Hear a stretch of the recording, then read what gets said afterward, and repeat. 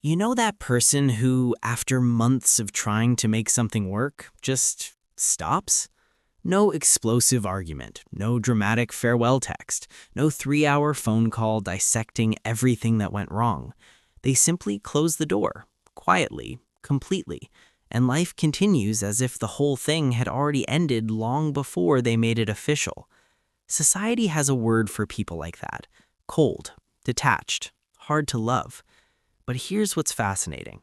What if the people who walk away cleanly aren't the ones who feel too little?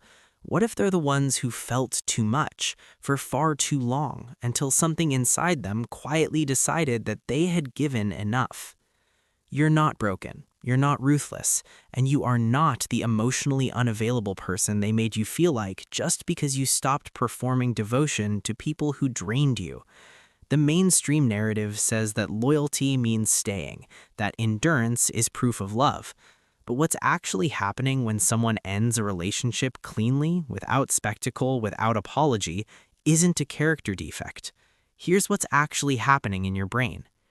The first thing you should know is that people who cut others off easily have typically developed what psychologists call a high capacity for relational self-regulation. A 2021 study from the University of Michigan on interpersonal boundary setting found that individuals who disengage from toxic or one-sided relationships without prolonged negotiation tend to score significantly higher on measures of emotional self-awareness. They know what they feel, they know it early, and crucially, they trust it. Think of it like having a very sensitive internal thermostat. Most people ignore the warning light for months. These individuals notice the temperature drop and act before the pipes freeze. The second trait is that they've almost always had an early education in pain. Not necessarily dramatic trauma, sometimes just the slow, quiet accumulating of realizing that certain people never change, no matter how many conversations you have, no matter how much grace you extend. Dr. Kristen Neff's research on self-compassion shows that people who've experienced repeated relational disappointments often develop what she describes as compassionate clarity, the ability to hold warmth for someone while simultaneously recognizing that proximity to them is harmful. It's not coldness, it's earned wisdom wearing a very calm face.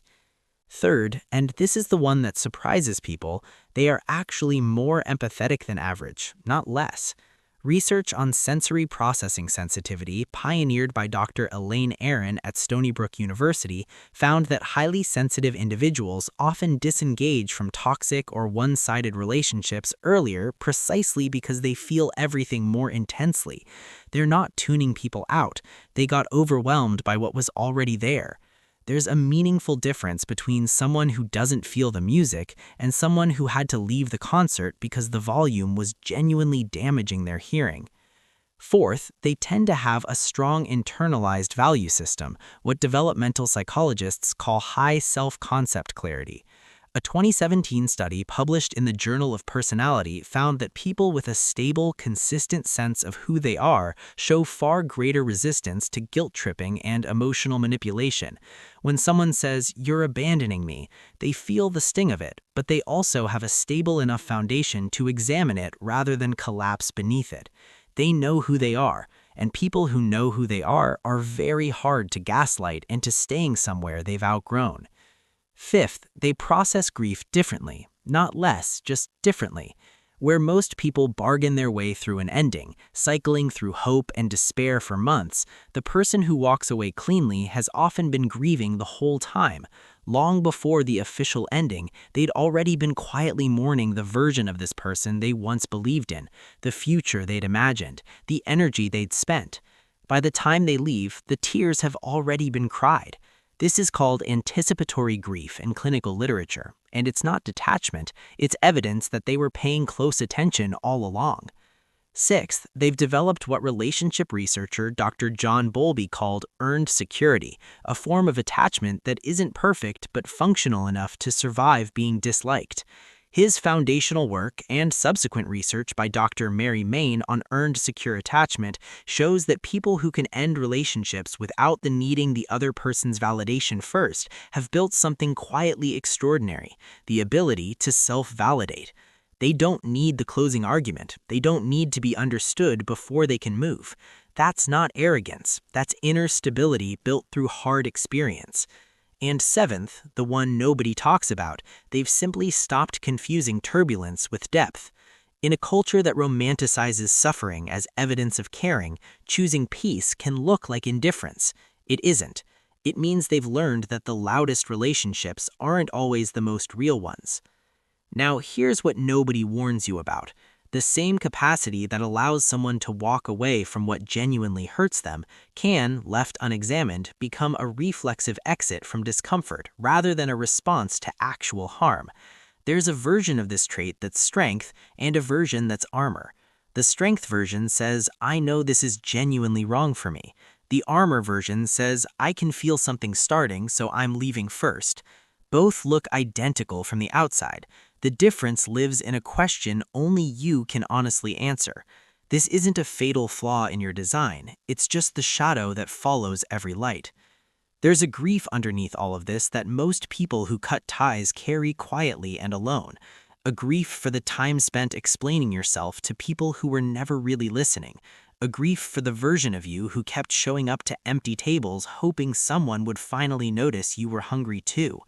They grieve the conversations that never happened, the apologies that never came, the effort that kept flowing in one direction until one day it simply didn't.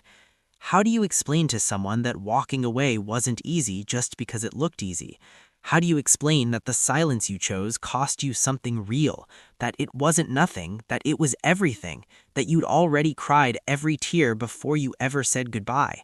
You probably stopped trying to explain it, and somewhere in that stopping was the beginning of something that finally deserved to be called peace. The ability to end what hurts you, cleanly, without cruelty, without a rehearsed list of grievances, isn't emotional coldness. It's a form of emotional courage that most people won't recognize because they've been taught that love is measured in how much you endure. You didn't become someone who cuts people off. You became someone who started protecting the life you're actually living. A lighthouse doesn't explain itself to every ship that passes. It just keeps shining, and the ones that need it will always find their way. If this video described you, share it with someone who once called you cold for choosing your own peace, and tell me in the comments, do you tend to cut people off too quickly, or do you give far too many chances before you finally walk away? I genuinely want to know which one you are. Hit subscribe if this resonated. There are more of you watching this than you realize.